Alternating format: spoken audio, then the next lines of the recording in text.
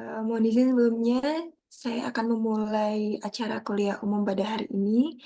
Bismillahirrahmanirrahim. Assalamualaikum warahmatullahi wabarakatuh. Waalaikumsalam warahmatullahi wabarakatuh. Yang saya hormati, pembicara pada kuliah umum hari ini, Bapak Insinyur Muhammad Ridwan Andi Purnomo, ST, MSc, PhD, IPM. Yang saya hormati, Bapak Ibu dosen Program Studi Teknik Industri Universitas Islam Indonesia.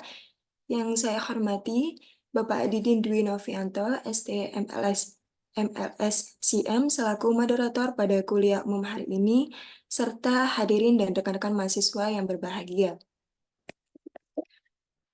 Pertama-tama, marilah kita panjatkan puji syukur kehadirat Allah Subhanahu wa Ta'ala yang telah melimpahkan rahmat dan hidayahnya sehingga kita dapat berkumpul dalam Zoom ini dengan keadaan sehat walafiat di acara kuliah umum pagi hari ini dengan tema Best Practice Enhancing Industrial System Through Dynamic Insight a Digital Twin Approach.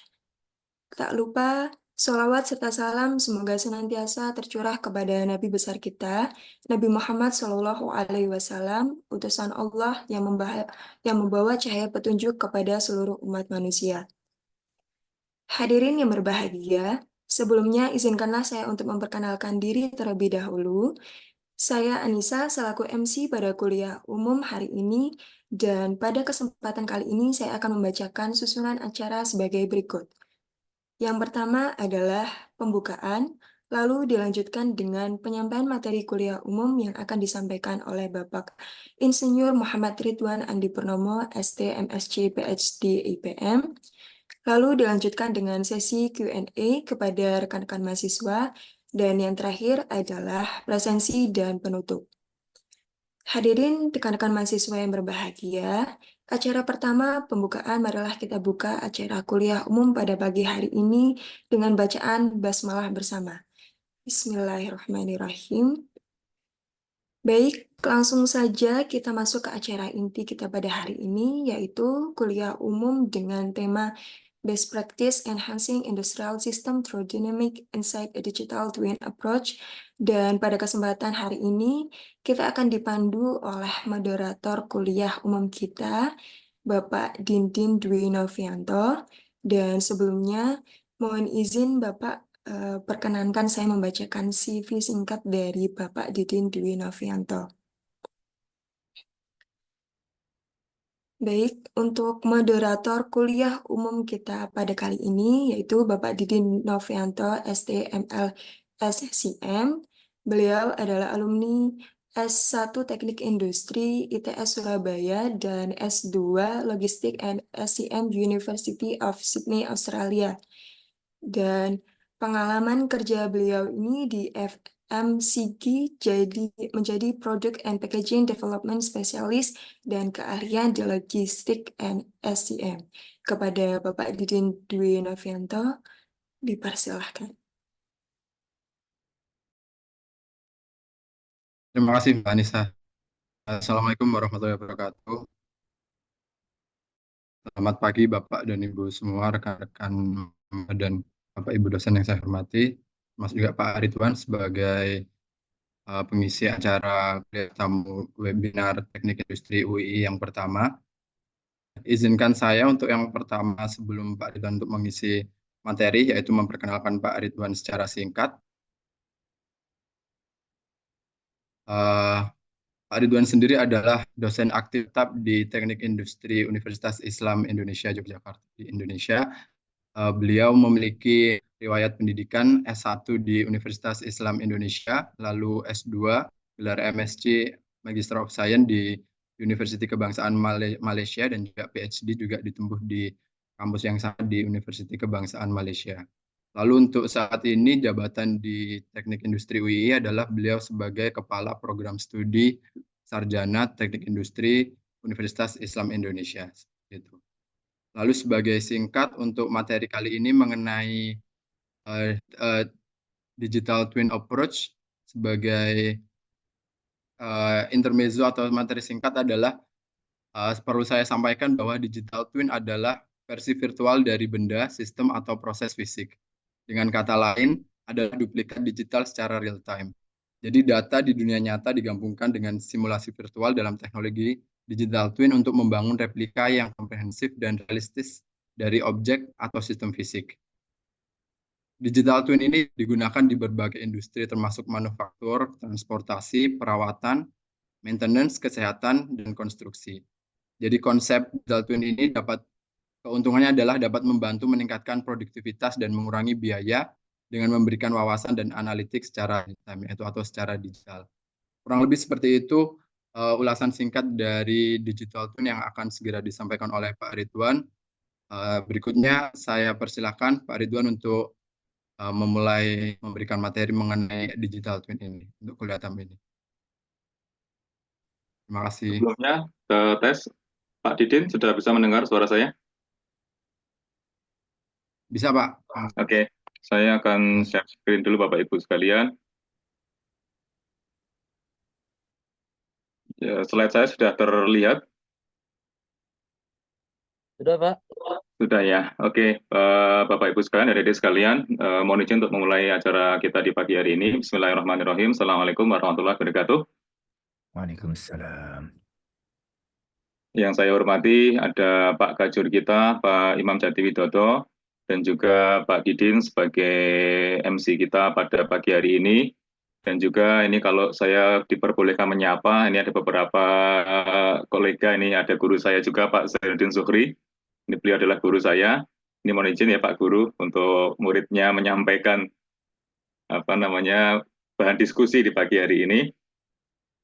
Kemudian ada juga ini Pak Ivan, ya Pak Ivan Darmawangsa. Ini beliau juga dari dulu banyak diskusi dengan saya. Dan juga yang lainnya, mohon maaf kalau tidak bisa kita sebut satu-satu ya. Jadi di sini yang kita sebut yang terlihat mata saya saja begitu. Oke, Bapak Ibu sekalian yang saya hormati dan juga adik-adik sekalian, di pagi hari ini kita akan coba untuk berdiskusi ya mengenai apa itu digital twin ya. Ini merupakan satu pendekatan saja sebenarnya. Jadi tidak harus menggunakan pendekatan yang ini gitu ya. Dalam rangka untuk memperbaiki suatu sistem industri. Jadi di sini kita akan coba untuk melihat microsistemnya dulu ya, industrial system. Tapi kalau sekarang ini, kalau kita bicara industrial system kan sudah berkembang ke supply chain dan sebagainya, begitu kan. Nah nanti kita juga pelan-pelan akan menuju ke sana, gitu kan. Dan kemudian di sini yang bisa kita garis bawahi lagi adalah adanya dynamic insight ya. Jadi seperti mana kita ketahui bahwa pengambilan keputusan yang kita lakukan seharusnya mempertimbangkan beberapa pertimbangan sifatnya dinamis. Apalagi sekarang ini ya, kita hidup dalam era informasi, di mana semuanya berubah dengan cepat, maka tentu saja di situ perlu ada pertimbangan-pertimbangan yang sifatnya dinamis dalam pengambilan keputusan.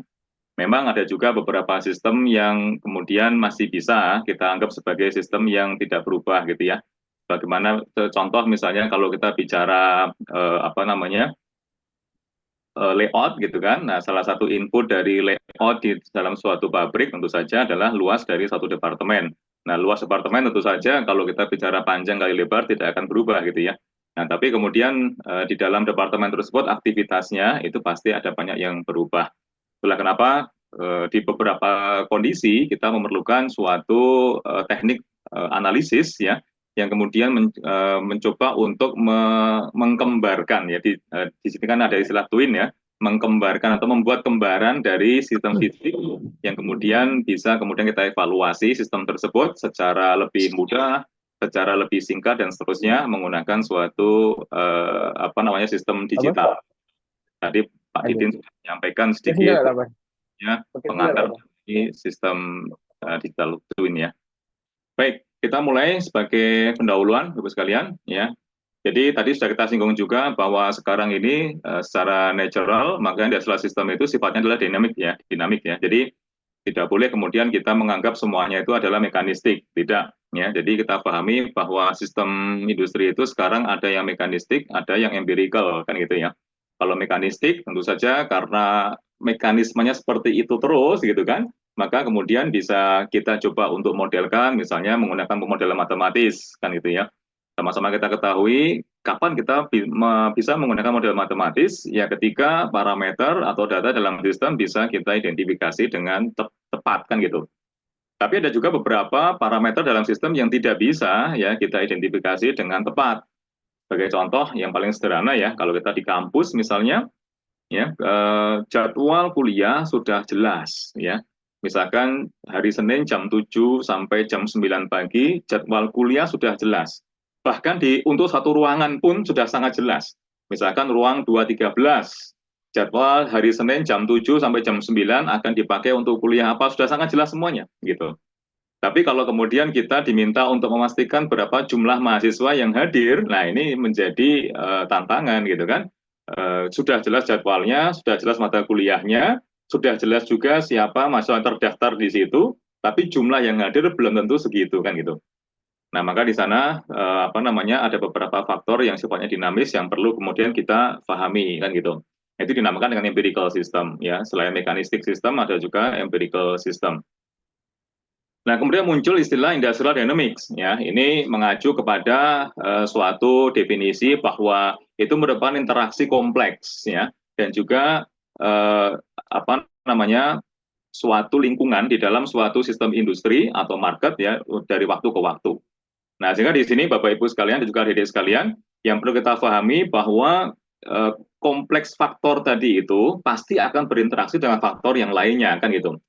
Nah, interaksi antar kompleks faktor dengan interaksi antara dinamik faktor dengan dinamik faktor yang lainnya ataupun dengan faktor-faktor yang statis itu akan berjalan mengikuti waktu kan gitu ya. Nah, sehingga semakin complicated lagi. Jadi satu faktor sudah dinamis, yang tidak statis, berinteraksi dengan faktor lainnya yang sifatnya bisa statis dan dinamis, dan juga bergerak sepanjang waktu. Maka di sanalah kemudian muncul sistem stokastik kan gitu ya.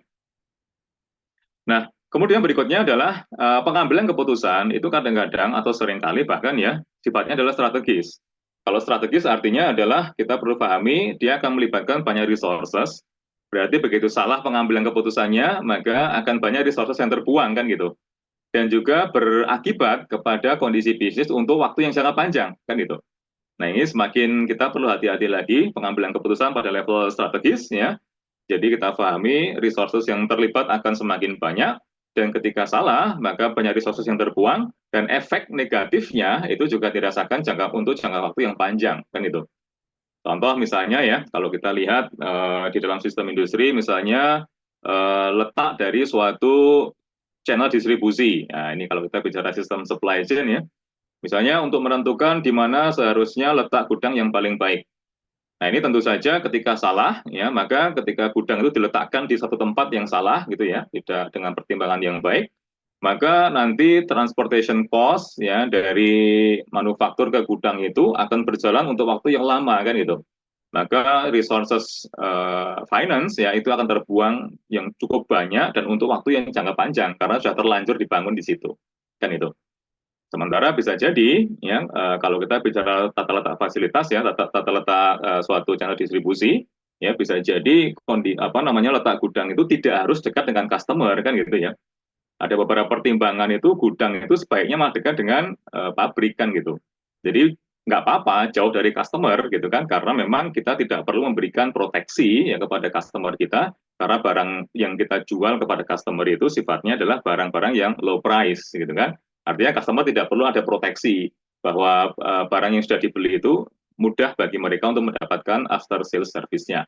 Berbeda kalau kemudian barangnya sangat mahal gitu kan, maka pengambilan keputusan bahwa gudang itu didekatkan dengan pabrik juga saya kira nggak tepat gitu kan. Kenapa? Karena ketika barang yang dijual pada customer itu value-nya cukup tinggi, maka kita perlu pahami juga bahwa customer perlu diproteksi dari sisi rasa aman kan gitu ya. Maka seharusnya gudang atau mungkin authorized dealer gitu ya, itu harus dekat dengan customer sehingga mereka itu merasa mudah untuk mendapatkan after sales service kan gitu. Nah ini ya, jadi dari situ saja kita mengetahui bahwa pengambilan keputusan yang salah ya pasti akan berakibat jangka panjang dan juga resources yang terlibat juga semakin banyak kan gitu ya. Baik. Nah, berikutnya Bapak Ibu sekalian, kalau kita coba melihat ya tadi tersebut juga istilah statis sistem dan juga dinamik sistem ya. Maka di sini kalau kita coba bandingkan pengambilan keputusan pada dua kondisi itu ya, paling tidak ada 4 ya, bisa ditambah lagi monggo ya, ada banyak sekali sebenarnya. Paling tidak di sini yang bisa kita coba bayangkan sebagai bahan pembuka diskusi kita adalah kalau statik biasanya itu menggunakan historical data. gitu ya. Walaupun memang ya kita menggunakan historical data itu bisa juga digunakan untuk menginterpolasi gitu kan, atau digunakan untuk memprediksi kondisi di masa yang akan datang kan gitu. Namun demikian disadari juga bahwa interpolasi itu ya apa namanya biasanya dasarnya adalah waktu atau time series gitu ya. Padahal sebenarnya kalau kita bicara apa namanya prediksi di masa yang akan datang, tidak hanya time series, ada juga causal faktor yang perlu dipertimbangkan kan gitu.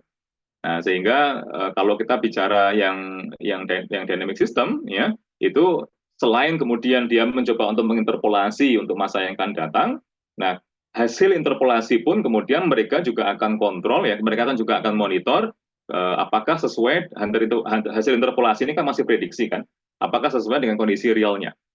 Nah, sehingga biasanya ya sistem kontrol yang ada di dalam sistem dynamic sifatnya adalah real time. Static, kalau kita coba lihat untuk datanya biasanya adalah past evaluation ya, jadi evaluasi yang dilakukan itu untuk masa yang lalu yang sudah dikerjakan kan gitu. Nah, tapi kalau kita bicara yang dynamic, ini proaktif ya, evaluation. Proaktif, kenapa bisa proaktif? Ya karena kita tidak hanya mendasarkan pada time series saja gitu kan, tapi beberapa causal faktor sudah bisa diidentifikasi dengan baik. Nah, sehingga perubahan-perubahan nilai pada causal faktor itu sudah bisa kemudian diprediksi hasilnya akan seperti apa, sehingga evaluasi itu bisa proaktif kan itu.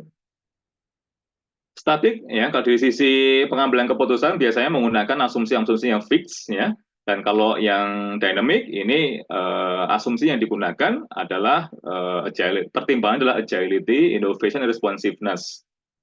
Bapak Ibu sekalian dan juga adik-adik sekalian ya, di sini kalau kita perhatikan agility itu ketangkasan ya. Kemudian innovation ya ini juga apa namanya kemampuan bereaksi secara cepat ya untuk menjawab tantangan pasar yang dinamis. Dan juga responsiveness ini juga sangat erat kaitannya dengan agility. Jadi apa yang terjadi di pasar, kita responsif untuk meresponnya kan gitu. Nah tentu ini kalau kita bayangkan konsekuensinya pada cost, ya cost-nya akan sangat tinggi. Supaya kita bisa fleksibel, supaya kita bisa proaktif ataupun responsif gitu kan, maka apa namanya biasanya kerjasama yang kita lakukan dengan supplier dan sebagainya kalau kita bicara sistem supply chain ya tidak untuk jangka panjang kan gitu ya, karena bisa jadi kita memerlukan supplier yang baru kan gitu, karena dalam rangka untuk mengejar pasar yang berubah tadi itu. Nah kalau begitu maka konsekuensinya kepada cost yang tinggi. Nah sehingga Bapak Ibu sekalian, salah satu kenapa kita perlu digital twin ya, itu adalah dalam rangka untuk mendapatkan win-win solution ya antara lean ya dengan agile kan gitu. Jadi antara leanness dengan agility. Jadi biasanya kalau kita itu pengen cost-nya rendah, ya jalannya lempeng-lempeng saja gitu kan, artinya lean gitu. Nah tapi kalau jalannya cuma lempeng-lempeng saja, ya nggak agile kan gitu ya. Nah, tapi kalau pengen agile, maksudnya meliuk-liuk gitu ya, maksudnya responsif terhadap perubahan pasar, maka seringkali memaksa sistem itu tidak bisa betul-betul lean kan gitu ya. Nah, komprominya di tengah-tengah itu adalah bagaimana kemudian sistem itu kita duplicate, ya, kita buat kembarannya, kita buat twinnya gitu kan. Sistem apa? Sistem digital tentu saja, karena dengan digital sistem itu ya kemudian kita bisa melakukan apapun ya, melakukan apa namanya engineering di dalam sistem itu secara lebih mudah, cost-nya murah dan seterusnya. Berikutnya untuk statik ya, ini biasanya resources yang ada itu dialokasikan secara predetermined, ditentukan lebih awal gitu kan. Tapi di dalam sistem yang dynamic, maka alokasi resources itu terbuka juga pada level-level dinamis. Artinya biasanya kalau secara teknis ya, kalau kita bicara pengambilan keputusan secara teknis, itu akan ada analisis sensitivitas. Jadi ketika suatu faktor berubah pada level tertentu, begitu, maka keputusan kita yang kita ambil sekarang ini bisa berubah, kan gitu ya. Nah inilah yang kemudian menjadi early warning system bagi pengambil keputusan ketika mengetahui suatu faktor itu berubah, sehingga apa namanya alokasi resources itu bisa disesuaikan. Baik, Bapak sekalian, berikutnya, nah ini beberapa dynamic faktor tadi ya, yang sudah kita coba list tadi, ya berikutnya adalah itu akan jelas berpengaruh kepada pengambilan keputusan, gitu kan? Jadi misalnya kalau kita kaitkan dengan teknik industri ya, itu inovasi dan product development jelas ya dipengaruhi oleh faktor-faktor dinamis ini. Yang pertama, kalau kita lihat di sini ada supply and demand, ya. Jadi Bapak Ibu sekalian perlu kita sadari ya, demand tentu saja ini by nature-nya dynamic kan gitu ya. Dari sisi kuantitas maupun kualitas, dari sisi jenis produk maupun jumlah produk yang diminta customer. Berikutnya dua, teknologi ya. Teknologi sekarang ini kalau kita bicara teknologi ya juga berkembang secara cepat ya. Itu juga satu faktor dinamis yang perlu kita pertimbangkan. Dan berikutnya adalah regulation. Nah, ini Bapak Ibu sekalian ya.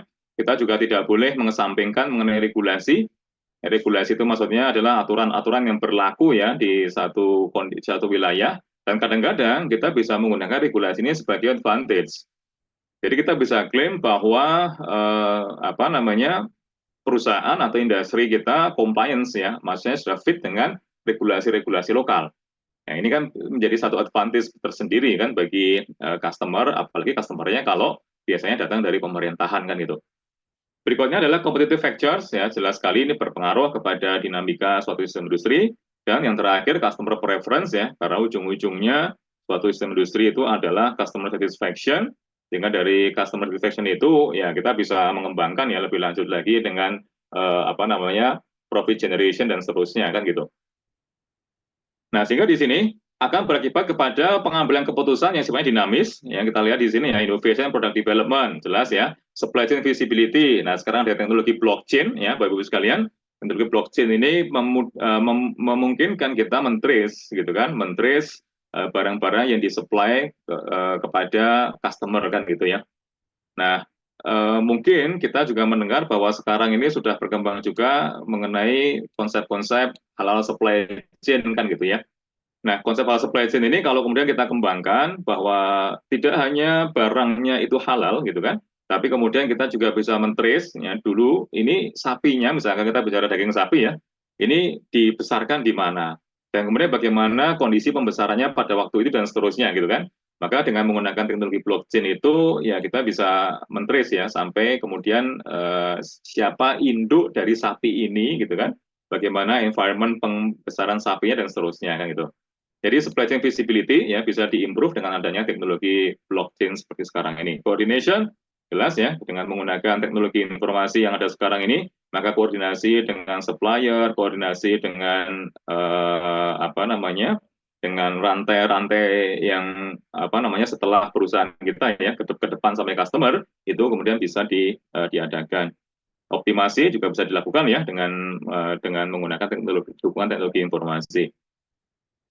Partnership and alliances ya, ini juga saya kira bisa kita bayangkan. Kemudian risk management, nah ini Bapak sekalian ya, bahwa ketika kita bisa coba untuk memprediksi ya dengan tadi kan konsep-konsep interpolasi dan konsep-konsep causality tadi itu, maka risk-risk di masa yang akan datang itu bisa coba diprediksi dan kemudian bisa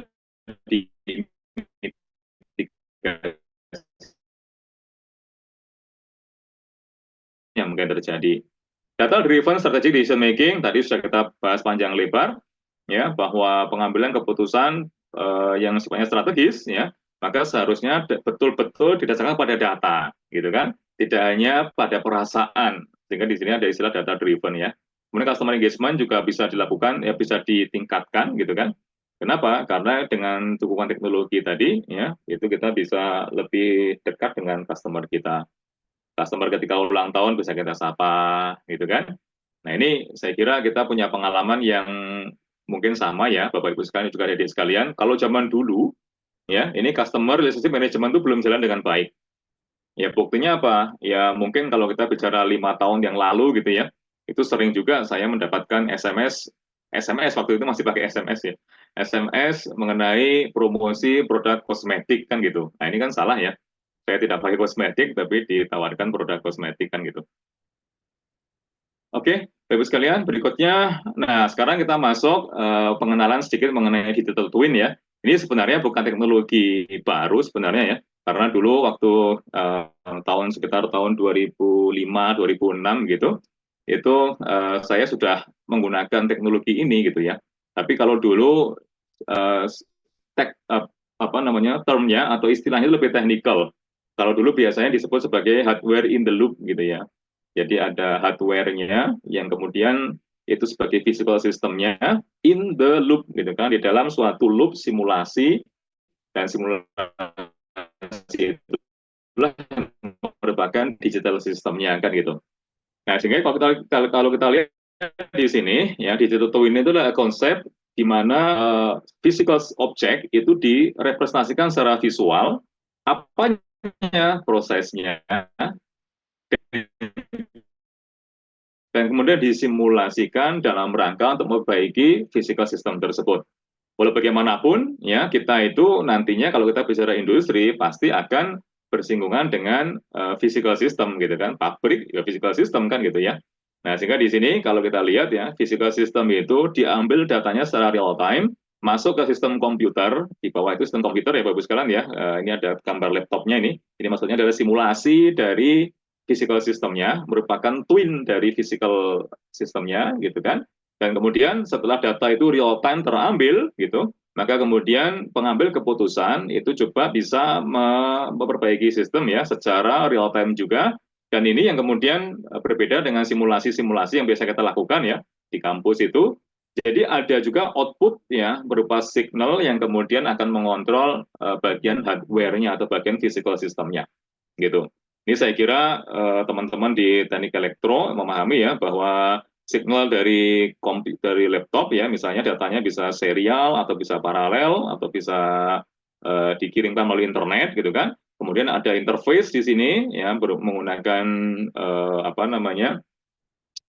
single board PC misalkan Raspberry atau menggunakan microcontroller ya Arduino dan sebagainya itu dalam rangka untuk diubah menjadi analog dan kemudian untuk mengontrol hardware atau physical object yang ada di dalam physical systemnya gitu. Nah, inilah gambaran sederhana mengenai digital twin system ya. Sehingga di sini nanti kita perlu memahami bagaimana menduplikasi, gitu kan, bagaimana membuat twin dari physical object-nya, memahami juga data apa yang harus kita ekstrak, memahami juga sensor apa yang diperlukan di situ. Nah, kemudian setelah itu data yang masuk kepada sistem digitalnya tentu akan unstructured ya. Datanya bisa beda-beda kan, temperature dalam Celsius, kemudian on-off mesin dalam binary kan gitu ya. Nah, sehingga unstructured datanya, sehingga nanti muncul juga pembahasan big data dan seterusnya. Dan berikutnya perlu ditentukan juga keputusan apa yang akan dikembalikan kepada bagian hardware-nya. Begitu Bapak sekalian ya, sebagai introduction mengenai digital twin system.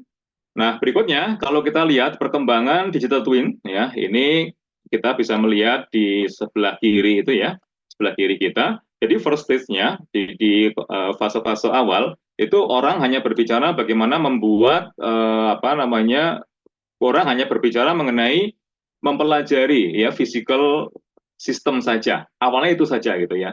Jadi seperti mana kita pahami juga bahwa kalau di dalam teknik industri ya, itu ketika kita akan memperbaiki sistem itu bisa dengan dua cara.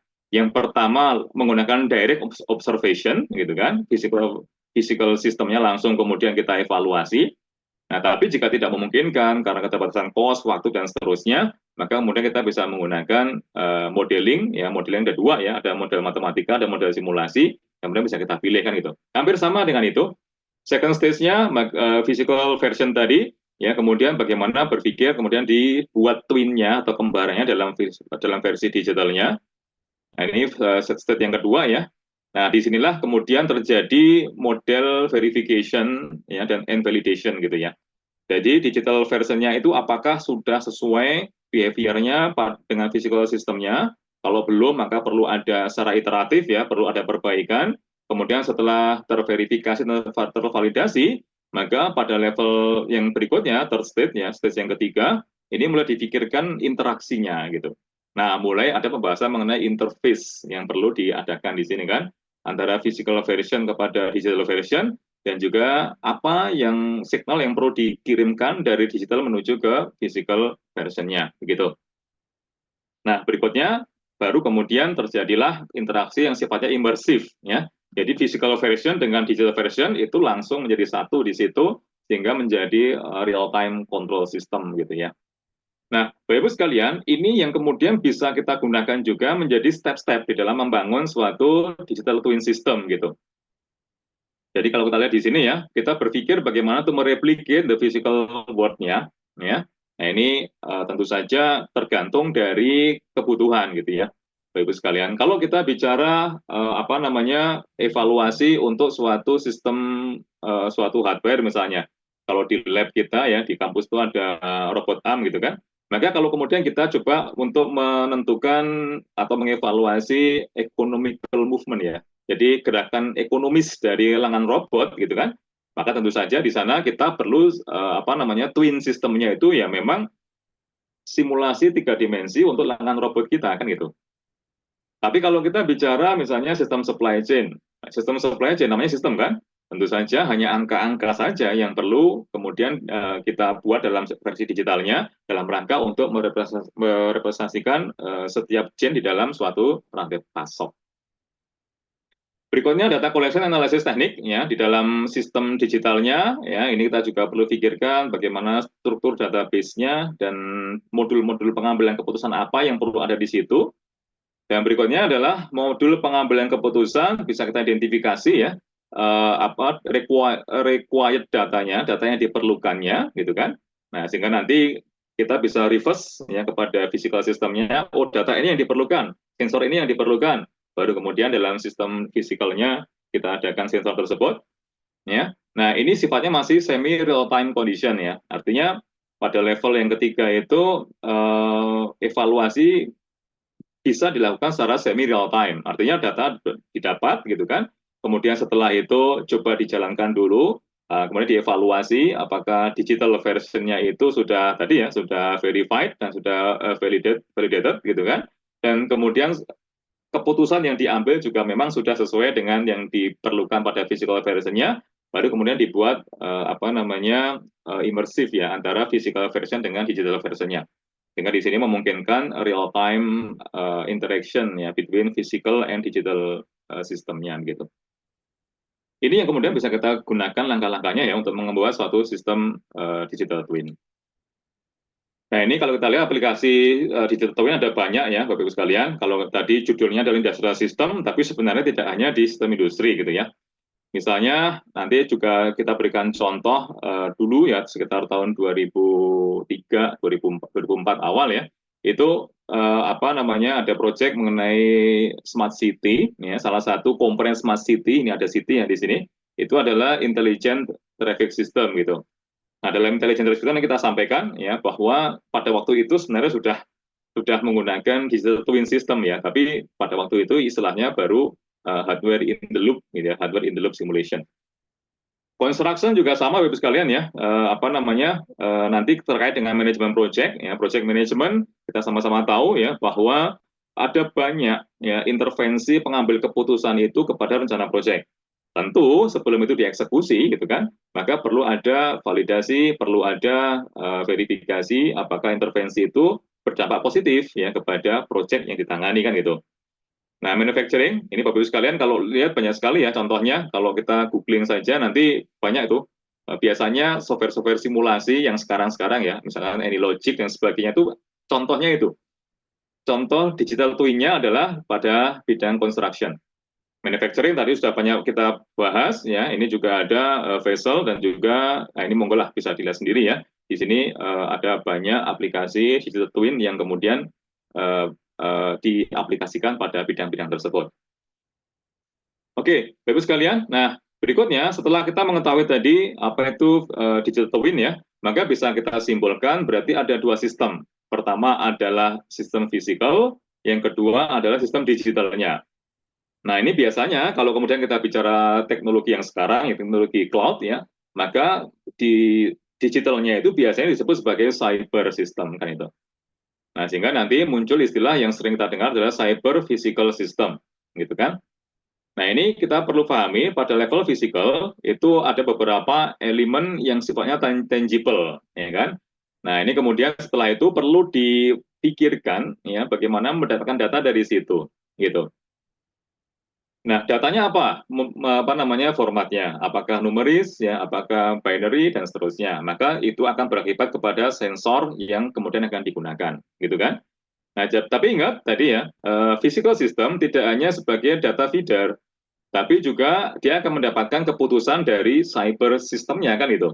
Maka tentu saja perlu ada interface juga. interface-nya jadi dua ya, dari physical ke cyber, dari cyber ke physical kan gitu. Nah, sehingga di situ ada actuators ya, actuators di sini apa namanya yang merupakan nanti bisa menjadi interface antara cyber kepada physical system atau bisa juga actuatorsnya adalah langsung adalah physical systemnya. Nah, pada level cybernya itu ada beberapa komponen yang kita perlu sadari di sini, ada digital elements-nya ya. Jadi bagaimana memproses data, tadi ingat tadi ya datanya pasti akan unstructured sehingga nanti ada muncul konsep big data dan seterusnya, dan juga keputusan apa yang akan diambil, dan kemudian dari sana muncul tool apa yang diperlukan gitu kan, dan kemudian bagaimana kemudian mengirimkan lagi signal output itu kepada physical systemnya sehingga hasilnya itu memang betul-betul real bisa dilihat ya efeknya gitu. Nah, ini saya kira bisa kita lewati saja ya, ini pada level industri ya. Di sini ada beberapa aplikasi digital twin system ya, termasuk ada predictive maintenance ya. Nah, ini kalau kita bicara maintenance ya, ini nampaknya baru in sekarang ini. Biasanya kalau kita bicara maintenance itu ya kalau nggak preventif ya korektif gitu kan. Jadi maintenance mesin itu kalau nggak nunggu rusak dulu di maintain atau kalau nggak ya diantisipasi apa namanya preventif gitu ya. Nah tapi seringkali kalau kalau kita bicara sistem industri karena ini best practice kan ya, maka di level industri itu kamus preventif itu hampir nggak ada gitu kan. Karena biasanya di challenge ya, lu belum rusak kok di maintain kan gitu. Nah tapi kalau sudah terlanjur rusak mahal kan gitu. Nah, sehingga perlu diyakinkan bahwa walaupun preventif, tapi ini sudah mendekati, ya sangat-sangat dekat dengan akan breakdown, akan rusak kapan mesin itu gitu. Nah, kalau kita bisa mengequip keputusan kita dengan beberapa bukti bahwa waktu maintenance ya itu memang sudah sangat dekat dengan kerusakan mesin, tentu saja pengambil keputusan akan semakin confidence ya untuk mengeksekusi usulan kita. Project management saya kira ini juga bisa kita bayangkan dengan mudah ya, real time monitoring and control. Nah ini tadi ya hardware in the loop simulation, kemudian continuous improvement pun juga kemudian bisa di support ya dengan adanya digital twin system. Nah, Bapak sekalian, mungkin ada yang bertanya-tanya, ini kan hampir sama dengan sistem dinamik gitu kan ya, sistem dinamik simulation gitu. Nah, Bapak sekalian, kalau kita lihat tadi dari sisi high level architecture-nya itu sudah berbeda sebenarnya ya. Di dalam sistem dynamic itu kita mesimulasikan saja sistem realnya gitu kan, tapi kemudian sudah kita simplifikasi. Jadi misalnya ya dari data historis maka muncul nanti suatu persamaan yang memang ya, memang verified ya, persamaannya memang merepresentasikan data realnya gitu. Tapi kemudian persamaan itulah yang digunakan sebagai dasar dalam melakukan simulasi kan gitu ya. Nah, sehingga biasanya kita hanya melihat stock, flows, dan juga feedback di dalam suatu sistem dinamik kan gitu. Dan juga output-nya, nah ini ya, yang seringkali di challenge adalah tidak langsung bisa menggerakkan, ya, tidak langsung bisa menggerakkan physical systemnya, kan gitu. Nah, sehingga di sini kalau kita coba lihat ada beberapa perbedaan ya, dari nature of representation, maka digital twin itu lebih detail ya, lebih detail dalam mentwinkan atau mengkembarkan sistem realnya gitu. Tidak hanya persamaan matematis ya. Walaupun iya kadang-kadang kita juga perlu menggunakan persamaan matematis. Jadi misalkan sistem supply chain terus apa gitu kan yang mau ditwinkan kan gitu. Ya tentu saja adalah persamaan matematis gitu kan. Tapi tidak hanya itu. Kalau kita bicara digital twin system tadi kan ada apa ASRS system yang kemudian dianalisis menggunakan digital twin system atau DT ya, saya singkat dengan DT saja. ASRS itu automatic storage retrieval system ya. Jadi menggunakan pick and place ya, robotik arm itu kan mengambil menyimpan dalam rak penyimpanan gitu kan. Nah ini kan berarti perlu ada simulasi physical robot armnya ya, kemudian perlu dievaluasi gerakan robotnya sudah ekonomis atau belum ya, baru kemudian dikirimkan ulang kepada lengan robotnya sehingga lengan robot itu bisa bergerak secara ekonomis gitu. Ini sedikit intermezzo ya Bapak sekalian ya. Tapi kalau di industri itu kalau best practice itu kadang-kadang malah nggak dibuat ekonomis ya, malah dibuat atraktif gitu kan. Tangan robot itu malah dibuat bolak-balik gitu kan, bisa muter-muter untuk menunjukkan bahwa aksis robot itu fleksibel gitu kan, dan juga lebih atraktif, dilihat mata itu lebih enak kan gitu ya. Nah itu satu hal yang berbeda lah. Kalau kita bicara efisiensi ya tentu saja nggak efisien ya, yang seperti itu. Level of detailnya tadi sudah kita sampaikan ya, detail representation, tapi kalau sistem dinamis itu lebih kepada simplified representation, ya. Dan berikutnya adalah focus and purpose-nya juga berbeda. Jadi digital twin system itu digunakan untuk mensupport decision making, ya. Tapi kalau sistem dynamic itu biasanya untuk digunakan untuk mempelajari behavior ya atau lingkungan dari suatu sistem. Time scale-nya juga sama ya, di Twin itu bisa beroperasi real time Ibu sekalian ya. Jadi simulasi, tapi biasanya simulasi itu kan yang di highlight adalah kita bisa mensimulasikan sistem realnya dalam waktu yang lebih singkat gitu kan. Kenapa? Supaya tidak time consuming kan gitu. Itu untuk kalau kita menggunakan sistem dynamic iya. Tapi kalau menggunakan digital twin system atau DT ya, maka simulasi itu ya seringkali diperlukan secara real time. Berarti memang waktunya juga hampir sama gitu kan, sama juga dengan real sistemnya. Kenapa? Karena output dari simulasi itu terus akan bisa digunakan ya untuk mengontrol physical objeknya kan gitu. Nah, Bapak Ibu sekalian, ini kita lihat juga cycle loop of digital twin ya.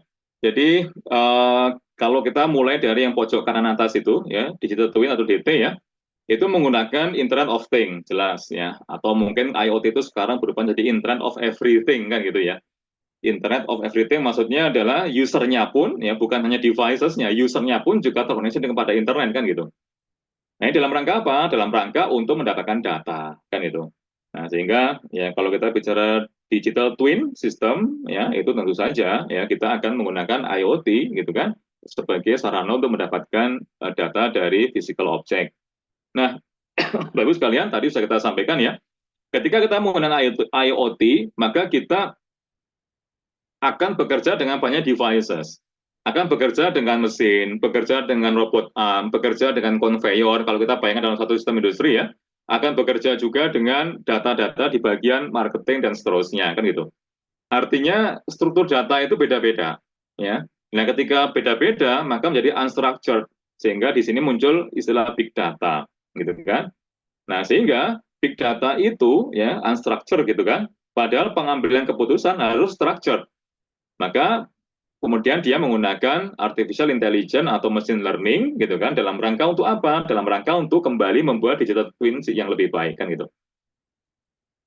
Nah, ini adalah cycle loop of digital twin ya. Kalau kita coba kaitkan dengan IoT, big data dan AI ataupun ML, ini beberapa istilah-istilah yang tren saat ini kan gitu ya. Kalau kita konteksnya bicara digital twin system ya seperti ini loopnya kan gitu. Nah, sehingga nanti Bapak sekalian kalau seandainya ada yang tertarik ya untuk research di bidang ini, maka nanti bisa di breakdown jadi seperti ini juga ya.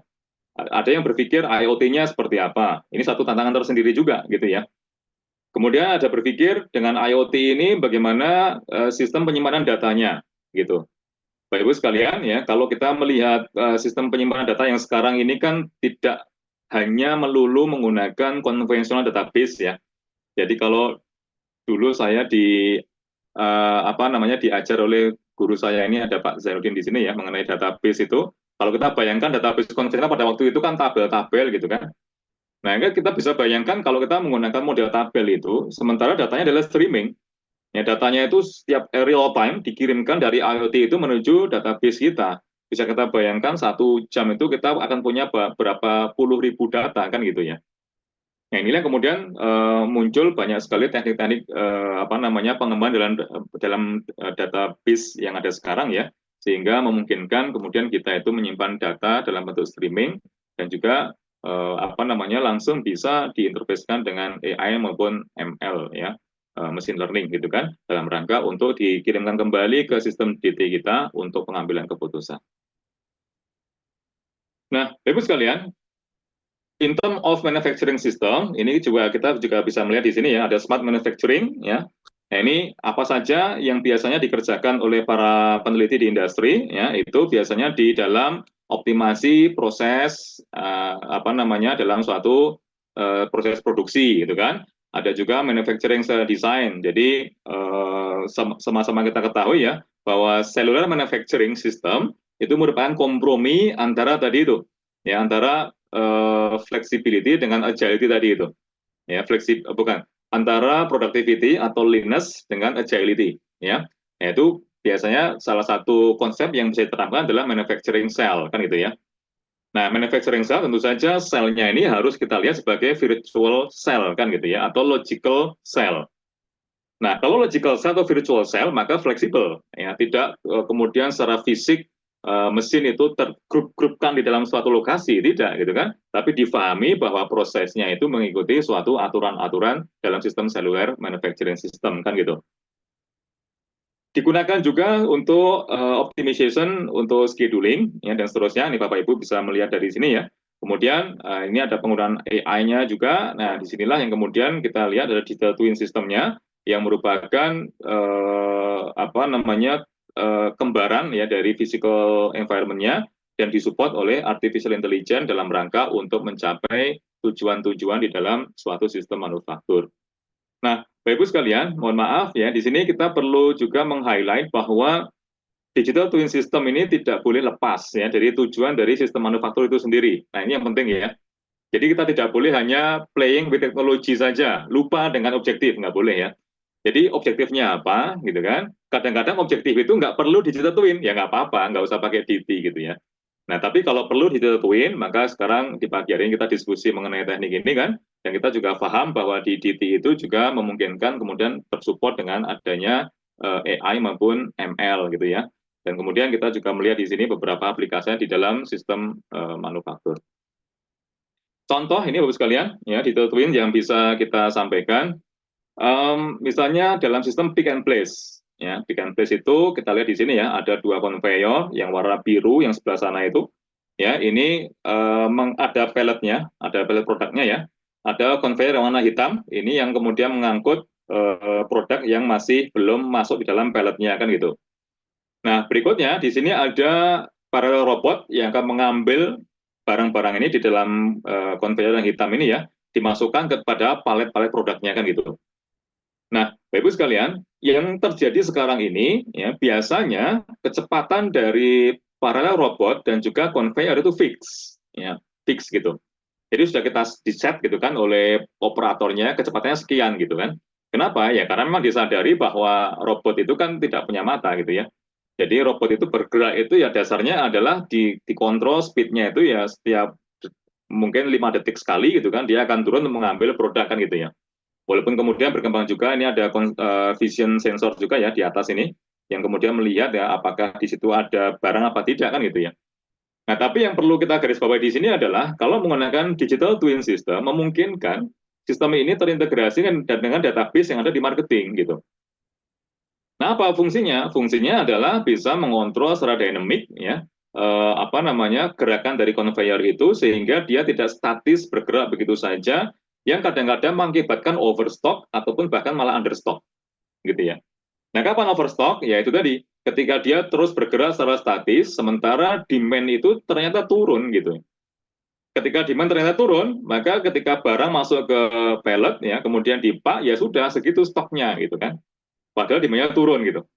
Nah, memang kalau kita bicara konsep inventory itu satu sisi kita perlu, sisi lainnya nggak boleh banyak-banyak gitu ya. Kenapa? Dari sisi kacamata pengusaha, inventory itu duit mandek kan gitu.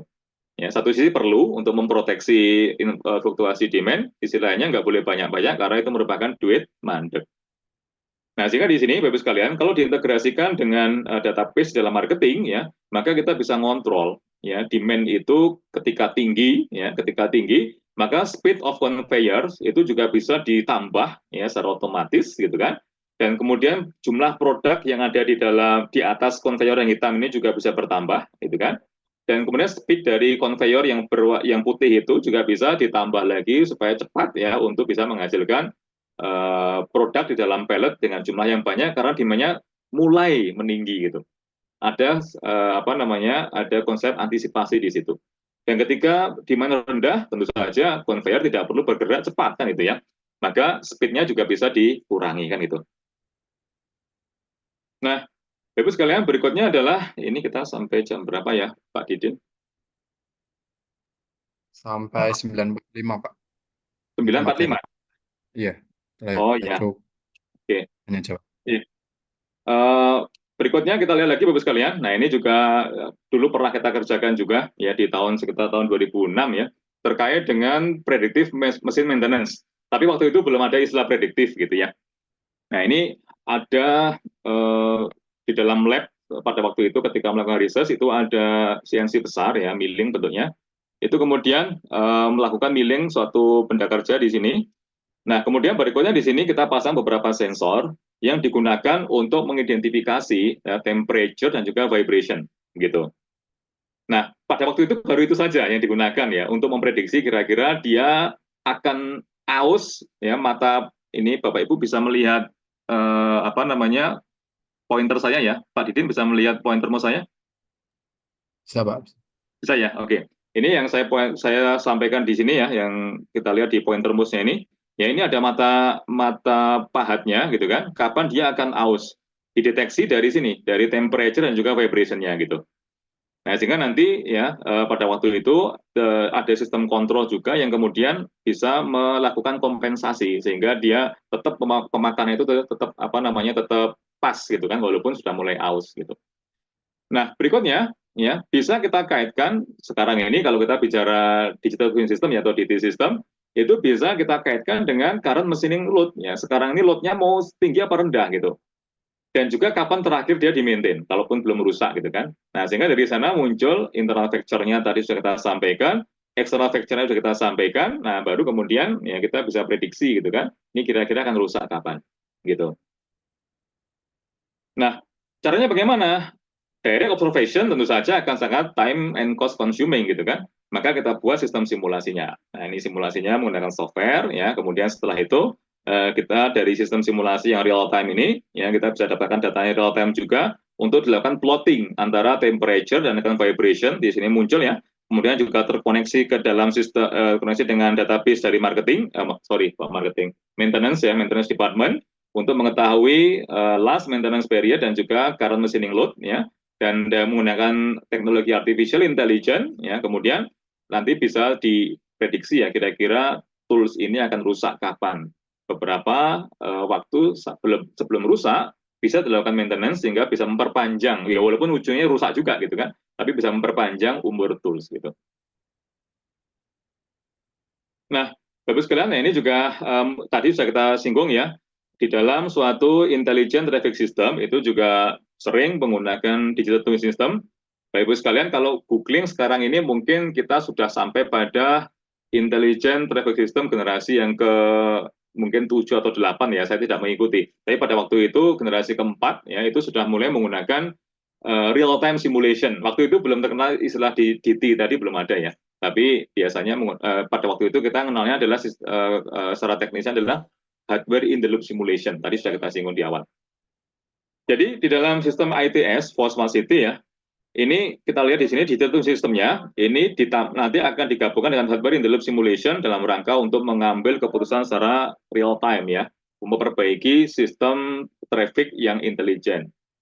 Nah, konsepnya bagaimana? Konsepnya adalah ya tentu saja yang paling baik adalah mengimitasi gitu kan atau mentwinkan atau membuat kembarannya Pak Polisi ketika dia tuh mengatur lalu lintas kan gitu. Ya. Jadi ketika pada waktu itu tahun berapa ya? 2004 kali ya. Nah, itu kita lihat ya, Pak Polisi ini mempunyai suatu kebiasaan kalau pada waktu peak hours, pada waktu macet gitu kan, maka dia akan mengatur lalu lintas secara manual. Jadi pada waktu itu dia pakai sempritan itu ya, kemudian mengatur atau secara manual sehingga mobil-mobil itu tidak lagi melihat traffic light. Mau merah kalau disuruh jalan ya jalan gitu. Mau hijau kalau di stop ya stop gitu kan. Dalam rangka untuk apa? Untuk mengurai kemacetan lalu lintas. Tapi pada jam-jam normal, ketika semua sudah sampai kantor, biasanya kan peak hours ini kan ketika jam kantor ya, jam berangkat kantor dan pulang kantor kan gitu. Tapi pada saat normal itu Pak Polisinya pulang ya, Pak Polisinya pulang ngopi-ngopi dan seterusnya kan gitu ya. Nah, kenapa pada waktu itu pengaturan lalu lintas diserahkan kepada lampu traffic gitu. Nah, sehingga di sini ada kita simpulkan sebagai mode 1 dan mode 2 gitu kan. Nah, maka kalau begitu ya itu yang kita tiru saja gitu, kita twinkan gitu. Jadi kita membuat suatu sistem simulasi ya, sistem simulasi. Jadi kalau pada waktu mode 1 kita bisa menggunakan intelligent control system ya, menggunakan vision system. Jadi mata Pak Polisinya bisa kita ganti dengan CCTV gitu kan. Kemudian apa yang ada di otak Pak Polisi ini bisa kemudian kita tiru menggunakan konsep-konsep mesin learning dan sebagainya gitu. Tapi ketika Pak Polisi ini sedang ngopi tadi itu kan, maka lampu traffic ini seharusnya juga bisa menentukan panjang waktu hijaunya itu sesuai dengan kondisi traffic yang sebenarnya. Nah, inilah yang kemudian kita simulasikan gitu. Nah, ini Bapak Ibu sekalian mungkin juga mengalami sering ya mengalami pengalaman yang sama dengan saya mungkin ya. Kalau kita ke Jalan Kaliurang ini saja gitu kan, seringkali kita itu kadang-kadang jengkel gitu ya. Jadi kita nunggu lama, sementara lampu hijau itu di seberang sana itu nggak ada mobilnya, nggak ada motornya, tapi nyala hijau lama sekali gitu. Nah, ini berarti kan pecahan atau screen time split-nya kan nggak sesuai kan gitu ya. Nah, ini yang kemudian kita perlu perbaiki database di dalam sistem kontrol itu bahwa ternyata nggak sesuai gitu kan dengan kondisi real traffic yang sebenarnya. Nah, itulah kemudian kita perlu ITS. Ya. Nah, ini yang kemudian arsitekturnya, high level arsitekturnya yang sudah lebih detail lagi, Bapak sekalian. Jadi pada waktu itu karena objek studinya adalah urban network junction ya, jadi jaringan persimpangan kota yang sangat sibuk gitu kan, maka mau tidak mau ya sudah pada waktu itu kita ke setiap junction ini kemudian kita pikirkan bagaimana mendapatkan data gitu. Nah, pada saat kita berpikir itu kita juga harus tadi menggunakan digital twin ya, kita tidak boleh hanya berpikir how to get the data ya, tidak. Tapi juga how to send back the data to the physical object kan gitu. Nah, kalau begitu maka ya, jadi kita berpikir bagaimana mengambil data. Tapi pada saat yang sama kita juga harus berpikir modul itu sekaligus juga bisa untuk menerima data dari sistem simulasi untuk kemudian dikirimkan ke hardware controller yang ada di setiap simpang kan gitu, di setiap junction. Nah, kita desain ya traffic controllernya pada waktu itu belum ada sehingga kita memang harus start from scratch buat lagi dari awal gitu kan. Nah, di sini pun kita juga bisa dengan kebutuhan tadi itu ya kita bisa menentukan ya modul-modul apa yang perlu ada di dalam suatu sistem traffic control ini. Dan juga di sini ya Bapak Ibu sekalian ternyata kita perlu pada waktu itu istilahnya adalah intelligent agent ya. Jadi Pak Polisi tadi kita anggap sebagai intelligent agent. Maksudnya apa? Pada saat itu, ya ini kelemahannya yang pada waktu itu kita coba antisipasi ya. Jadi pada saat dia bekerja untuk satu simpang, maka dia betul-betul bisa intelijen. Ya, bisa kemudian, oh ini panjang nih, saya terus gitu kan. Oh ini pendek, terus berhenti gitu kan. Maka nah ini lebih dinamis gitu kan. Nah, tapi kita buat karena kita bekerja untuk network junction, maka setiap simpang itu kita buat bisa omong-omongan. gitu ya. Bisa omong-omongan sendiri. Jadi Pak Polisinya itu bisa omongan dengan Pak Polisi yang ada di junction yang lainnya. Kalau secara fisik nggak mungkin gitu kan, karena jarak junction kan bisa 2 kilo gitu kan, gimana cara ngomong-ngomongannya kan gitu.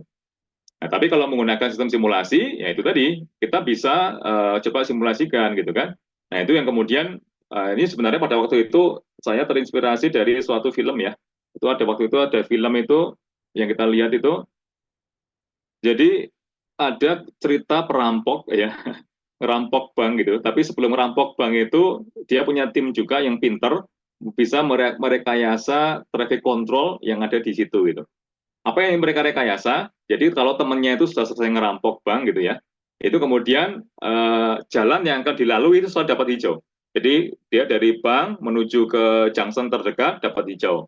Kemudian ngebut gitu kan sampai di junction berikutnya dapat hijau lagi. Ngebut lagi dapat hijau lagi dan seterusnya sampai kemudian lari gitu. Nah, saat yang sama, temannya tadi juga mengidentifikasi ini di mana posisi police station yang terdekat gitu. Nah, dari sana dibuat merah terus polisinya gitu ya. Jadi kalau yang satu dapat hijau, polisinya dapat merah.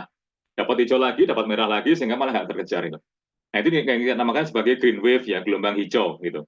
Nah, sehingga di sini, di setiap junction ini, kita usahakan terdapat green wave tadi itu. Nah, supaya setiap junction bisa ada polisi yang omong-omongan gitu kan, tidak secara fisik ya, maka kita develop juga pada waktu itu adanya intelligent agent gitu. Jadi pada waktu dia tidak peak hours ya, dia bisa mengoptimasi secara lokal, tapi pada waktu peak hours tentu saja perlu ada koordinasi gitu kan. Jangan sampai satu junction itu optimum, tapi ketika mobilnya itu sampai di junction berikutnya dapat merah ya. Nah, ini kan menjengkelkan gitu kan. Nah, merah berhenti lagi, dioptimumkan lagi, di junction berikutnya dapat merah lagi ya. Ini yang terjadi di kita gitu ya. Nah, ini kemudian kita berpikir bagaimana agent-agent itu mendapatkan data sekaligus menerima data dari sistem simulasi. Ini DT-nya di sini ya.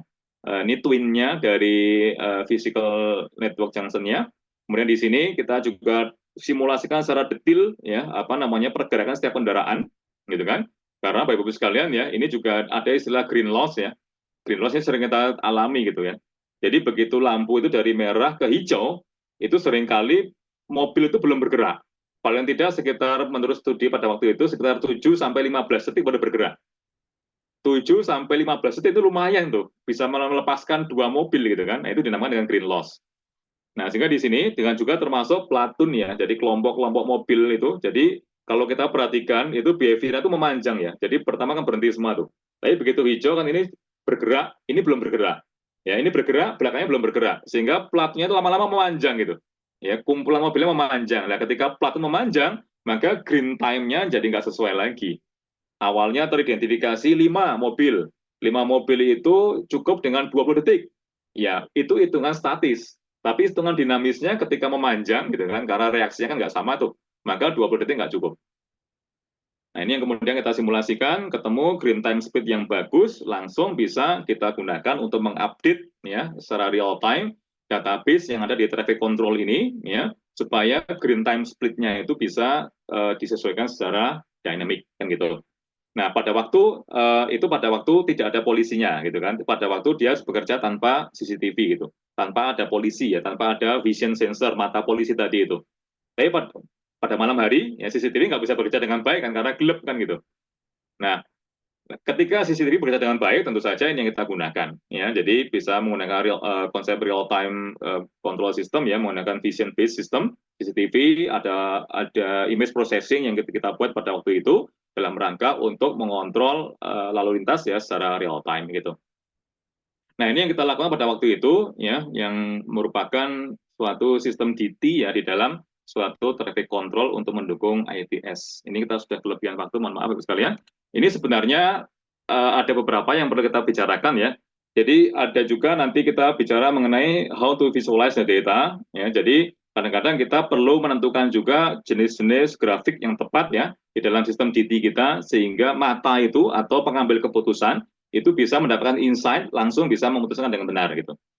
Ini kalau kita melihat skripsi adik-adik kita S1 ini kadang-kadang salah milih grafik ya. Sampai sekarang itu belum ada yang bisa menjawab gini. Jadi biasanya kalau bicara FMEA gitu ya, itu adik-adik itu menggunakan Pareto, ya kan diagram Pareto. Jadi ketika saya tanya kenapa digrafikan untuk melihat gitu kan mana yang rusaknya paling banyak. Kalau membandingkan, tentu kita akan lebih mudah menggunakan ini ya bar chart gitu. Terus kenapa harus dibuat Pareto ya? Dibuat jambulnya itu kan ya apa namanya keliwirnya itu garisnya itu fungsinya apa gitu. Sampai sekarang itu belum ada yang bisa menjawab. Ya, saya juga nggak bisa jawab juga. Saya lihat-lihat ini Pareto fungsinya apa garisnya itu sampai sekarang saya juga nggak bisa jawab juga gitu. Nah, ini kalau kita lihat, Bapak-Ibu sekalian ya, kadang-kadang kita juga perlu jeli untuk menentukan grafik apa yang tepat untuk sistem DT kita, sehingga kita bisa langsung mendapatkan insight ya dalam mengambil keputusan. Nah, ini beberapa hal yang bisa kita sampaikan ya, scatter plot. Di sini kita untuk mengetahui ya, hubungan antara dua faktor kausal tadi, pressure dengan temperature, hubungannya positif. Ini kan kalau kita lihat kan naik nih kan ya. Tapi kalau nanti grafiknya turun, berarti hubungannya negatif kan itu. Ada juga heat map ya, ini bisa kita gunakan untuk mengontrol ya workstation mana yang tahu-tahu melonjak tinggi gitu kan load-nya. Ini berarti nanti sebentar lagi akan breakdown nih mesinnya gitu kan. Maka predictive maintenance bisa diimplementasikan kan gitu. Nah, ini ada exercise sebenarnya, tapi karena waktunya habis Bapak sekalian ya, nanti kalau yang mengendaki ya kita bisa diskusi setelah ini. Jadi gini, tadi sebenarnya skenarionya ya diskusi kita pada pagi hari ini itu di akhir ini kita akan sama-sama mengerjakan ini ya membuat DT sederhana, memang tidak fully DT gitu ya karena kita masih menggunakan Excel dan tadi malam itu skenario yang saya rancang itu Excel-nya nanti kita koneksikan ke database marketing yang online yang bisa kita dapatkan gitu. Tapi tadi baru saja sekitar pagi tadi saya cek ya nggak bisa connect sehingga terpaksa langsung saya ubah pada tadi pagi itu ya skenario-nya kita menggunakan pendekatan statistik. Nah, tadi di awal sudah kita sampaikan, kalau statistik kan nggak fully DT, iya memang gitu kan. Kalau statistik kan kita relies on historical data gitu kan. Maka ya susah dikatakan sebagai DT, karena kalau DT kan real time data harusnya kan gitu ya. Tapi kalau daripada tidak kan gitu. Nah, tapi karena waktunya habis ya, nanti bagi mungkin Bapak Ibu atau adik-adik yang mengendaki ya, kita bisa diskusi setelah ini. Sudah saya siapkan juga sistem Excel-nya, dan nanti kita bisa diskusi di kampus ya untuk mendapatkan insight untuk skripsi ataupun tesisnya, ataupun bisa digunakan juga untuk memodelkan Bapak Ibu yang mungkin disertasinya ada terkait dengan simulasi yang harusnya mendekati real time gitu ya. Demikian Bapak Ibu yang bisa kita sampaikan. Ini sebenarnya sudah saya siapkan, tapi karena waktu habis ya, mohon maaf tidak bisa kita sampaikan pada kesempatan hari ini, pada pagi hari ini. Kita sambung di pertemuan di luar forum. Demikian, waktu saya kembalikan kepada Pak Didin untuk memandu diskusi kita. Matur nuwun. Baik, terima kasih Pak Ridwan. Sebuah materi yang lumayan menarik untuk yang baru mengetahui apa itu tentang digital twin dan aplikasinya di dalam konsep teknik industri. Ya, sebelum kami lanjutkan ke sesi tanya jawab, ini ada beberapa insight dari saya sebagai moderator untuk yang materi yang telah disampaikan Pak Ridwan. Coba akan saya share, yaitu yang pertama adalah digital twin ini dapat diterapkan dalam proses pengambilan keputusan, khususnya dalam suatu sistem, yaitu untuk mencapai solusi yang menguntungkan antara sistem lean dan yang agile. Jadi antara penghubung untuk mengkoneksi antara sistem yang lean dan agile. Tahapannya memiliki beberapa tahapan seperti pemilihan sistem yang akan direplikasi, yaitu pengambilan dan analisis data. Lalu berikutnya adalah penerapan data untuk mengkontrol sistem fisik dalam kondisi semi real time, dan yang terakhir adalah pemanfaatan data untuk prediksi dan juga antisipasi. Digital twin juga menawarkan replikasi sistem yang lebih rinci dibandingkan dengan sistem dinamik yang selama ini kita ketahui. Yang cenderung di dalam sistem dinamik, cenderung sistemnya akan lebih disederhanakan dibanding digital twin. Lalu sistem dinamik juga digunakan untuk mempelajari perilaku suatu sistem, sedangkan digital twin untuk mendukung proses pengambilan keputusan. Dalam siklus loop, sistem digital twin erat kaitannya dengan IoT atau Internet of Things, Big Data, Artificial Intelligence, dan juga Machine Learning. Dan aplikasi digital twin ini sudah dapat dirasakan di berbagai sektor, termasuk dalam sistem smart manufacturing dan juga smart city yang tadi sudah dijelaskan oleh Pak Ridwan. Dan yang terakhir, poin penting yang perlu disoroti untuk digital twin adalah pentingnya untuk mempertahankan tujuan atau objektif dari sebuah sistem. Jadi bukan hanya sekedar mengadopsi teknologi terbaru yang ada di digital twin ini terutama. Hal ini juga menekankan bahwa sebuah sistem tidak perlu dipaksa untuk menggunakan digital twin apabila memang tujuan utamanya tidak perlu menggunakan digital twin.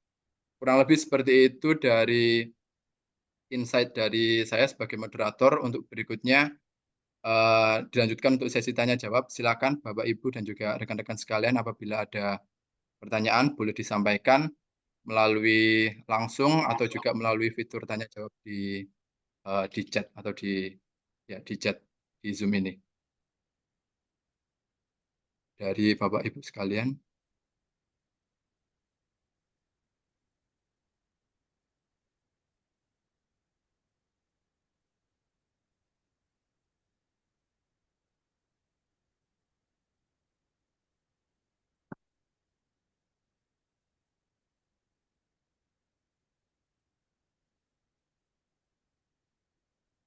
Apa ada pertanyaan dari Bapak Ibu dan juga rekan-rekan sekalian?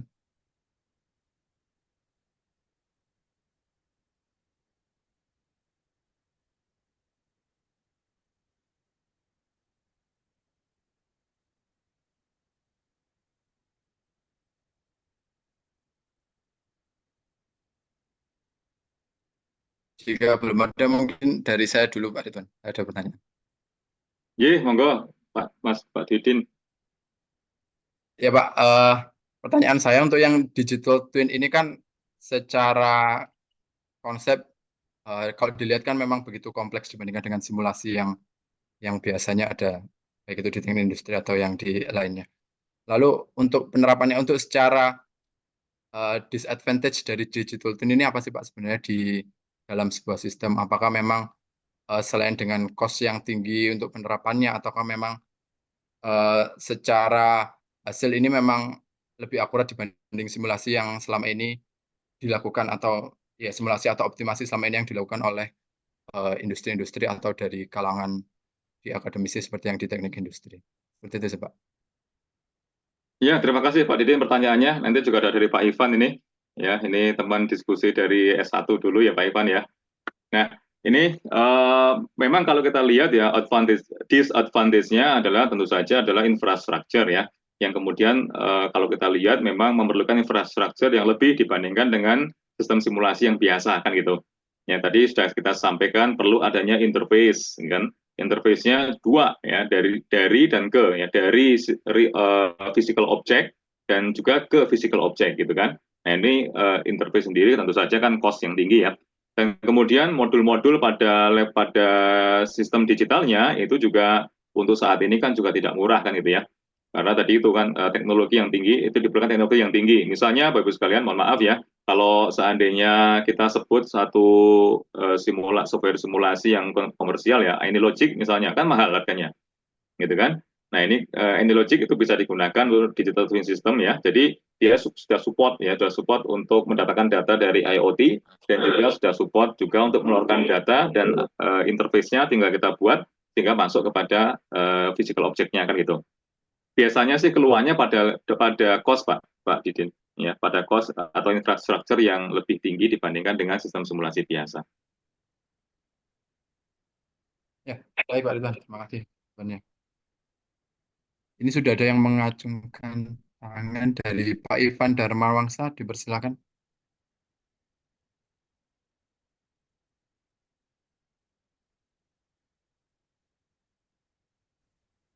Baik, Assalamualaikum warahmatullahi wabarakatuh. Mohon maaf, suara saya. Bisa Pak, terdengar Pak. Terdengar Pak Ivan? Masih di mute itu kayaknya, mikrofonnya. Halo, Assalamualaikum Pak. Waalaikumsalam, Gih, monggo Pak Ivan. Pak Rifan, gimana kabarnya Pak? Baik, alhamdulillah. Senang saya. Iya Pak. Ini punten Pak, ini masih saya di luar Pak, jadi mungkin nggak bisa off cam ini Pak. Iya, monggo. Iya Pak. Punten Pak, tadi terkait di introduction-nya tadi menarik Pak, terkait dengan ketidakpastian ya Pak. Ya. Jadi saya sempat teringat waktu Pak Jokowi Presiden bahwa salah satu untuk isu yang sekarang ini adalah pembangunan pabrik Apple Pak ya, pabrik Apple di IKN Pak. Jadi mungkin kepikiran juga bagaimana kalau misalnya pembangunan sebuah pabrik yang mungkin notabene adalah pabrik baru, sehingga mungkin di area yang masih baru juga kendalanya adalah dinamikanya seperti peraturan, kemudian juga tadi sistem rantai pasoknya juga mungkin yang berbeda, dan juga demand-nya juga mungkin belum bisa diprediksi seperti itu. Sehingga mungkin salah satu penerapan digital twin itu juga mungkin bisa diterapkan ya Pak ya, untuk pembangunan suatu pabrik baru yang mungkin notabene belum terlihat kendala atau ya kendalanya seperti apa. Kemudian yang kedua adalah seperti BUMN misalnya kayak Pertamina gitu Pak. Mereka juga rencana adalah pembangunan yang namanya adalah teknologi CCUS Pak. Jadi pembangunan untuk mereduksi emisi karbon menggunakan teknologi carbon capture storage. Karena kalau penerapan secara aktualnya kan pasti membutuhkan biaya yang sangat besar, sehingga mungkin salah satu implementasinya adalah menggunakan simulasi seperti itu, sehingga kita bisa tahu berapa biaya yang harus dikeluarkan, biaya investasinya, kemudian kebermanfaatannya seperti apa. Kira-kira dengan DT tadi Pak, apakah bisa diterapkan ya Pak untuk dua kasus seperti itu Pak? Mohon arahan Pak. Ji, Pak Didin, ini gimana? Langsung dijawab atau ditampung dulu? Boleh Pak Ridwan, bisa langsung dijawab. Ya. Ya, terima kasih Pak Ivan. Ini pertanyaan sekaligus insight untuk kita semuanya, Bapak-Ibu sekalian ya. Karena Pak Ivan ini beliau sudah menyelesaikan S3, jadi akademisi juga, tapi juga bekerja di perusahaan, jadi praktisi juga kan gitu ya. Terkumpul jadi satu di Pak Ivan ini. Jadi tadi pertanyaan sekaligus insight untuk kita semuanya, Bapak sekalian ya. Jadi kalau kita bicara sesuatu yang belum pasti, tentu saja kita akan teringat ya mengenai satu skenario gitu kan. Jadi bagaimana kalau kondisinya begini, begini, begini, apa yang akan terjadi? Bagaimana kalau kondisinya begini, begini, begini, apa yang akan terjadi? Bagaimana kalau begini, begini, begini, apa yang akan terjadi kan gitu. Nah ini bahasa pengambilan keputusan kan what if ya, what if analysis gitu. Nah, what if analysis mungkin yang paling mudah kita teringat menggunakan Excel gitu kan. Tapi Bapak Ibu sekalian, kalau kita menggunakan Excel ya, itu salah satu kekurangan. Kelebihannya jelas ya mudah itu. Tapi kekurangannya adalah dua dimensi ya, hanya bisa untuk dua dimensi. Jadi misalnya kalau kita bicara karena Excel kan juga cuma dua dimensi ya, ada row, ada kolom kan gitu ya. Ada row, ada kolom sehingga cuma dua dimensi saja yang bisa diinteraksikan untuk mendapatkan insight ya. Kalau kondisinya begini, faktor pertama, faktor kedua begini, bagaimana outputnya. Kalau begini, bagaimana outputnya. Ini kan cuma untuk dua faktor ya, atau dua dimensi. Nah, menggunakan digital twin karena konsepnya adalah simulasi yang open architecture, maka dimensinya bisa lebih dari dua, ya, bahkan tak terbatas tergantung dari kemampuan software simulasinya kan gitu. Nah ini yang kemudian menarik ya, tapi memang challenge-nya adalah jangan sampai over definition juga. Jadi jangan sampai faktor-faktor yang sebenarnya berpengaruh tapi tidak signifikan kita masukkan gitu kan. Nah ini nanti terkait dengan design of experiments ya kan. Jadi kita hanya memilih faktor-faktor yang berpengaruh secara signifikan saja, dan kemudian karena mungkin lebih dari dua gitu kan, maka kita tidak bisa lagi menggunakan Excel. Nah sehingga kita bisa beralih menggunakan digital twin system gitu. Nah, advantage-nya adalah ya tadi karena kita sudah memilih juga sistem simulasi yang sudah bisa mengeluarkan data gitu kan untuk bisa mengontrol hardware gitu kan atau mengontrol physical object-nya. Nah, ini diperlukan apa tidak? Tapi paling tidak kita punya referensi bahwa DT itu sudah ya siap untuk mengeluarkan data yang sifatnya adalah real time control system kan gitu. Nah ini tapi sekali lagi ini opsional ya. Apakah harus digunakan? Ya belum tentu gitu kan. Tadi Pak Ivan tadi menyampaikan dua hal tadi semuanya sistem. Artinya bisa jadi tidak ada physical object yang harus dikontrol secara real time kan gitu. Tapi paling tidak kita punya referensi bahwa DT itu punya kemampuan seperti itu. Artinya kalau real time control system tentu saja juga perlu ada apa namanya mekanisme feedback ya. Feedbacknya untuk memperbaiki sistem kontrol juga ada sekaligus di situ. Nah, dua yang ditanya Pak Ivan tadi ya, mungkin bisa kita bawa dari situ Pak Ivan. Jadi memang kalau ditanyakan bisa apa tidak, iya bisa gitu kan. Karena memang secara konsep what if analysis itulah yang kemudian bisa kita bangun dalam satu sistem DT yang multi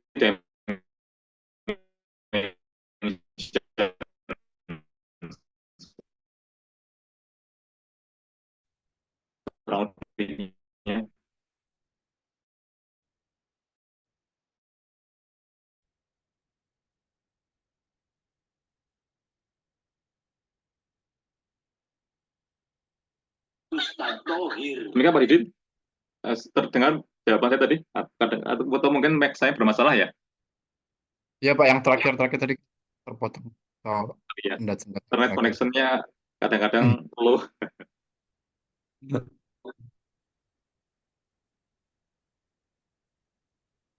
Bagaimana Pak Ivan? Udah cukup jawaban dari Pak Ridwan? Gini Pak, mungkin saya konfirmasi ulang lagi ya Pak. Jadi artinya memang untuk digital twin ini sistemnya memang perlu di apa namanya Pak, dicek kembali ya Pak ya. Artinya misalnya di simulasi muncul outputnya sekian, kemudian di real sistemnya itu apakah tercapai atau tidak seperti itu Pak ya? Iya, betul Pak. Jadi tadi kan ada sistem cycle loop tadi ya. Cycle loop tadi dalam rangka untuk mendapatkan feedback apakah secara real time ya, apakah sistem kita tuh verified dan validated atau tidak kan itu ya. Valid atau verified atau valid atau tidak kan itu. Nah, itu adjustment-nya bisa secara real time. Iya, baik. Oke. Atur nuhun Pak Ridwan. Sama-sama Pak Ivan. Ye. Ya Pak, siap baik Pak. Ya, terima kasih Pak Ivan atas pertanyaannya. Ini ada satu pertanyaan lagi Pak di chat dari Pak Azam. Pak Azam. Ya, apakah bisa digital twin digunakan untuk pengembangan konsep produk? Ya, memang interaktif ya.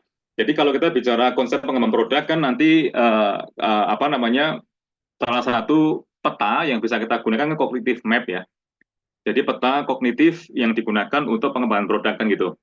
Nah, di dalam peta kognitif itu memang awalnya itu perlu ada identifikasi dari expert ya. Jadi product development ya itu apa konsep-konsep apa saja yang yang terlibat di situ gitu. Nah, seringkali over definition ya kan, expert over definition kan gitu ya. Jadi dengan menggunakan sistem DT ini nanti terverifikasi bahwa ada beberapa konsep itu yang over definition. Artinya baru bisa di-reduce atau bisa dihilangkan saja karena tidak signifikan berpengaruh kepada product development ya, pada apa namanya customer satisfaction kan gitu. Satu hal itu yang bisa digunakan ya. Yang kedua adalah terus bagaimana interaksi antar konsep ya. Jadi konsep satu dengan konsep yang lainnya itu interaksinya positif atau negatif, kuat atau tidak gitu kan. Dan berapa nilai kuantifikasi pengaruhnya kan gitu. Nah, kita bisa bayangkan Bapak Ibu sekalian ya, kalau kita bicara cognitive map, jadi ada beberapa konsep gitu kan, mungkin bisa ada 12, 15, 20 konsep gitu kan. Dan kemudian dengan menggunakan DT ya, teridentifikasi juga bagaimana koneksi antar konsep itu, sekaligus koneksinya itu positif atau negatif ya, kekuatannya berapa gitu kan. Maka nanti ketika kita itu punya beberapa input-input yang akan dicobakan ya di dalam suatu sistem DT yang isinya konsep-konsep terhubung tadi itu gitu kan, maka kita bisa prediksi berapa customer satisfaction-nya gitu. Tentu saja perlu ada suatu pemikiran mekanisme untuk feedback juga ya, untuk feedback loop juga, bahwa ketika prediksi itu tidak sesuai gitu kan, apa namanya customer-nya memang belum puas, berarti perlu ada koreksi gitu kan. Nah, koreksi itulah yang kemudian apa namanya feedback yang perlu dimasukkan di dalam DT yang kita buat tadi itu kan gitu. Nah, apa bedanya dengan metaverse? Nah, ini metaverse kan apa namanya? Saya tidak tahu apakah di situ memungkinkan ya interaksi dengan physical objeknya kan gitu ya. Nah, ini jadi kalau metaverse ya setahu saya dunia meta gitu ya. Jadi maksudnya artinya lebih fokus kepada dunia virtualnya gitu kan. Nah, tapi interaksi dengan real objeknya mungkin juga sudah ada untuk sekarang ya. Nah, cuman kemudian apa namanya kemampuan analitisnya itu yang kemudian saya belum tahu ya sejauh apa dibandingkan dengan digital twin system tadi itu. Demikian Pak Azam. Bagaimana ada tanggapan dari Pak Azam?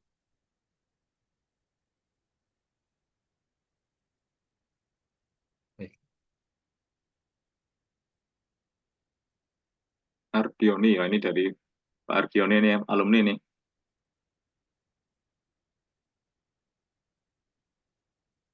Tadi sudah kita sampaikan ya Pak Ardioni, ya saya tadi tersebut ya satu software komersial yaitu AnyLogic ya, itu yang bisa kita gunakan. Tapi sebenarnya FlexSim, kalau sekarang kita bicara FlexSim ya di kampus kita menggunakan FlexSim ya, itu juga sudah bisa sebenarnya untuk membuat DT ya. Tapi konsep tadi itu, jadi dia kalau selama sistem simulasi itu open architecture ya, artinya dia membuka diri untuk mendapatkan data dari eksternal gitu kan. Tidak hanya dia bermain dengan data internal saja dimasukkan oleh modelernya gitu kan, tapi bisa mendapat data eksternal dari physical object, dan juga dia bisa mengeluarkan data. Kalau kita bicara sistem kontrol ya, data itu bisa paralel atau bisa serial gitu kan. Nah, itu maka ya software itu bisa digunakan Pak Ardiani gitu. Tadi ya kalau misalnya kita mau nyebut secara eksplisit ya tadi ya, ada AnyLogic ataupun bisa menggunakan FlexSim.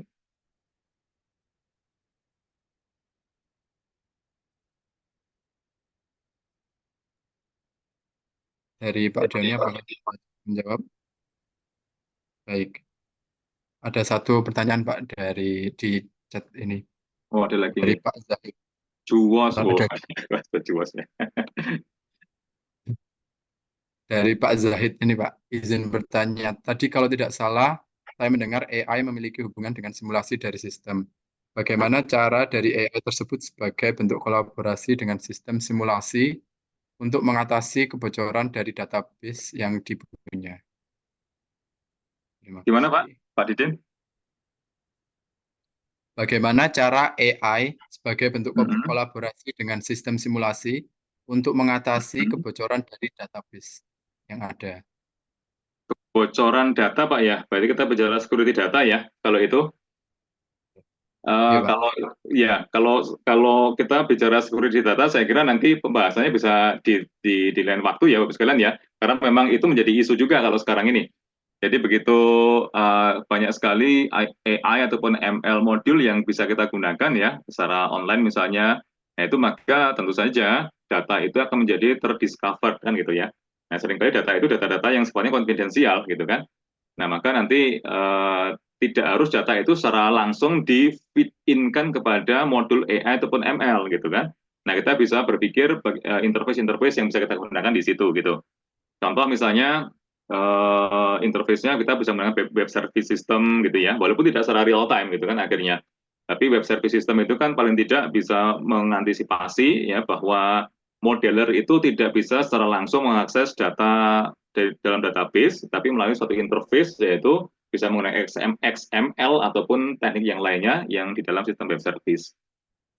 Mungkin di lain waktu ya kalau kita bicara data security, tapi paling tidak begitu yang bisa kita sampaikan ya, perlu dipikirkan interface-nya, dan memang kalau semakin banyak interface, semakin mengurangi real time-nya kan gitu.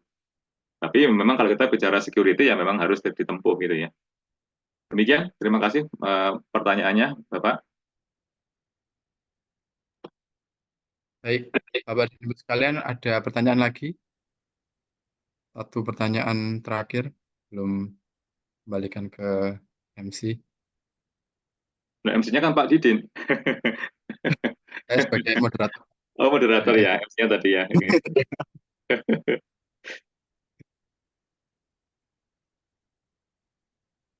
Baik, apabila sudah tidak ada, demikian saya sebagai moderator menutup materi dari Pak Ridwan. Terima kasih banyak atas materi yang telah disampaikan.